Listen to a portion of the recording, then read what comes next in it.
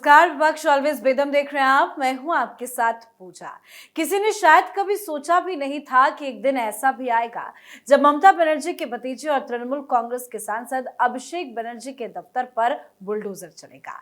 जिस नाम के आगे कभी प्रशासन भी कदम फूंक फूंक कर रखता था, आज उसी नाम के सामने बुलडोजर खड़ा दिखाई दिया है। जी हाँ, अमतला बरुईपुर रोड पर स्थित अभिषेक बनर्जी के कार्यालय को प्रशासन ने अवैध निर्माण बताते हुए कार्रवाई की है। दावा किया गया है कि पहले नोटिस दिया गया था, लेकिन जवाब नहीं मिला। इसके बाद सुबह सुबह प्रशासन की टीम बुलडोजर लेकर पहुंची और 5 मंजिला इमारत के अवैध हिस्से को ढा दिया गया।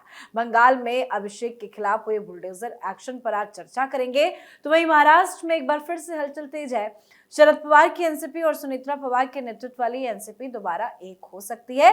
बताया जा रहा है कि अगर शरद पवार का गुट आधिकारिक तौर पर एनडीए का हिस्सा बनना चाहता है, तो पहले एनसीपी के दोनों गुटों को एक होना बेहद जरूरी है। तो महाराष्ट्र में बीजेपी के प्लान को भी समझेंगे। मेरे साथ स्टूडियो में मौजूद हैं कैपिटल टीवी के editor in chief doctor Manish Kumar और एग्जीक्यूटिव एडिटर राजीव जी। सर, आप दोनों का बहुत बहुत स्वागत है। धन्यवाद। सर, अभिषेक बनर्जी के दफ्तर पर बुलडोजर चल गया है, क्या आगे कुछ और बड़ा एक्शन होगा? देखिए, बुलडोजर तो बहुत जगह पे चल गया। कुछ जगह फिजिकल चला है, कुछ जगह सिंबॉलिक चला है। दिल्ली में भी चल गया बुलडोजर। देखिए, अभिषेक बनर्जी के दफ्तर के ऊपर, वो भी 5 मंजिला दफ्तर, और वो भी 24 परगना के अंदर बुलडोजर चला देने का मतलब ये है कि जो बची खुची साख ममता बनर्जी और अभिषेक बनर्जी की थी, वो भी जिस तरीके से वो बिल्डिंग ढहा है, वो भी खत्म हो गया, जमींदो हो गया है। सेलिब्रेट कर रहे हैं लोग। जहां बुलडोजर एक्शन हुआ है, वो ऐसा लग रहा है कि लोग जा रहे हैं, तस्वीरें खींच रहे हैं, वीडियोस बना रहे हैं, मीम्स बना। ऐसी बेइज्जती। बहुत सारे लोग चुनाव हारते हैं। केजरीवाल भी हारे, अखिलेश भी हारे, तेजस्वी भी हारे, राहुल गांधी तो हारते रहते हैं। लेकिन इस तरीके की बेइज्जती और इस तरीके से जनता आपकी तबाही पे जश्न मनाए, ऐसा कभी कहीं किसी राज्य में नहीं देखा गया। तो ये तो बुलडोजर वहां चला, एक बुलडोजर इधर चल रहा है दिल्ली के अंदर में। उनकी पार्टी जो है बिल्कुल, अब ये कहा जा सकता है, खत्म हो गई। 2 चीजें हुई है। एक, किरण रिजिजू ने मीटिंग बुलाई है, ऑल पार्टी मीटिंग। वो संसदीय परंपरा के तहत कि जब सत्र शुरू होता है तो सारे लोगों को बुलाते हैं, फ्लोर मैनेजर्स को। तो संदीप बंदोपाध्याय को एज ए लीडर और काकुली घोष दस्तेदार को एज ए चीफ व्हिप चिट्ठी लिखकर उन्हें बुलाया गया है। कहा गया है, it is our pleasure to invite you in the all party meeting so that we can have a very good fruitful parliamentary session. मतलब आप ये देखिए, रिकॉग्निशन ऑलरेडी मिल गया। अब बस मुहर लगनी है किसकी?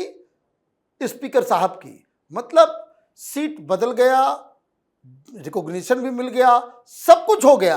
ममता बनर्जी बिल्कुल अपनी जिद की वजह से अपनी पार्टी को खत्म कर चुकी है। बिल्कुल, सेशन से पहले ये बहुत बड़ा झटका है और सेशन के दौरान भी ममता बनर्जी को कई सारे झटके लगेंगे। लेकिन ये जो बुलडोजर कार्रवाई हुई है, इसके पहले उनके घरों को लेकर भी नोटिस छिपा किया गया था। क्या अब अगला नंबर उन घरों का भी है? देखिए, 44 से ज़्यादा प्रॉपर्टी है, 1-2 नहीं, 44 से ज़्यादा प्रॉपर्टी को नोटिस भेजा गया। और ये अभी भी उसी अंदाज में है जैसे टीएमसी की सरकार थी।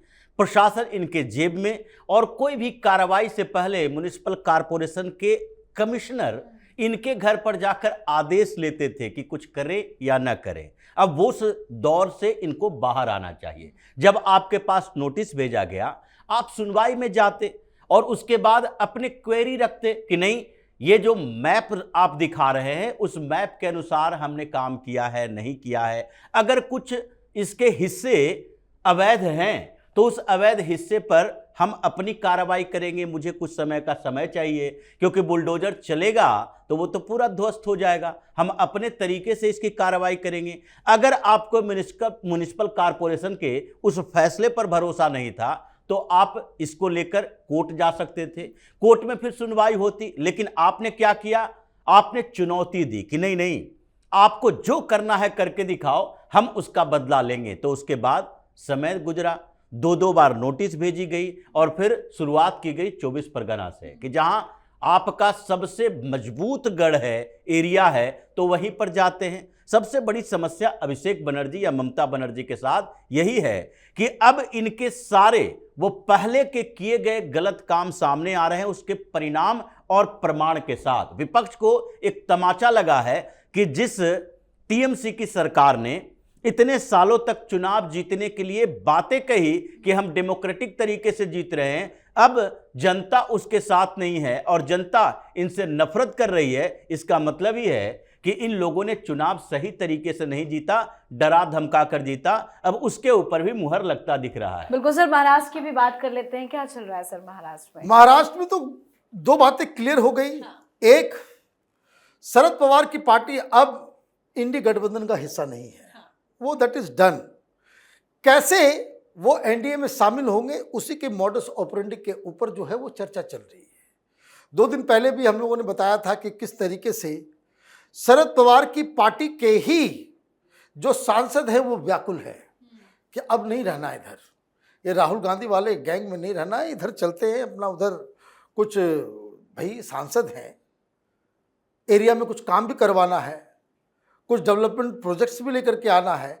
ये तो बाहर डफली बजाने से काम तो चलेगा नहीं कि डेमोक्रेसी बचाना है, संविधान बचाना है, ये इधर उधर की बातें करके तो काम चलेगा नहीं।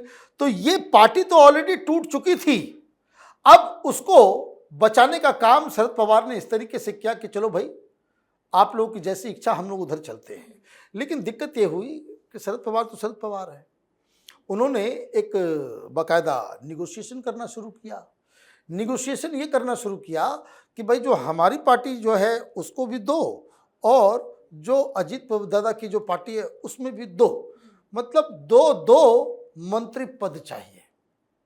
भाई आप किससे बात कर रहे हो?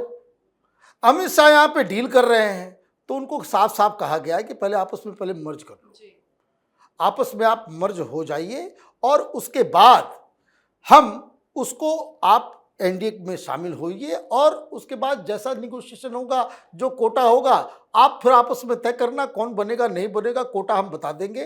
ज़्यादा से ज़्यादा आपको 2, एक कैबिनेट में और एक जो है राज्य में, वो मिनिस्टर ऑफ स्टेट, इससे ज़्यादा कुछ नहीं मिलेगा। तो यही निगोशिएशन है। 2 चीज़ है कि एक, इंडी का खेमे से शरद पवार बाहर आ गए और दूसरा कैसे ये शामिल होंगे उस मॉडस ऑपरेंडी के ऊपर अभी चर्चा चल रही है। बिल्कुल, तो चर्चा अंतिम रूप पे कब लेगी? क्या लग रहा है कितने दिनों में ये बड़ा खेल होगा? क्योंकि लगातार बैठकें तो हो ही रही है। देखिए, शरद पवार हैं और शरद पवार को अमित शाह भी जानते हैं, प्रधानमंत्री मोदी भी जानते हैं और देवेंद्र फडणवीस इन लोगों से कम नहीं जानते। हाँ। जो तरीके इनके हैं, ये मजबूर हो सकते हैं, विश्वसनीय नहीं हो सकते। बात यही चल रही थी कि ये अभी मजबूर हैं क्योंकि इनकी पार्टी भी टूट रही है। तो ये मजबूरी में इधर उधर, कभी इधर आने की कभी उधर जाने की कोशिश करते हैं। इंडी अलायंस में भी रहेंगे, हम शर्तों के आधार पर किसी बिल का समर्थन भी करेंगे,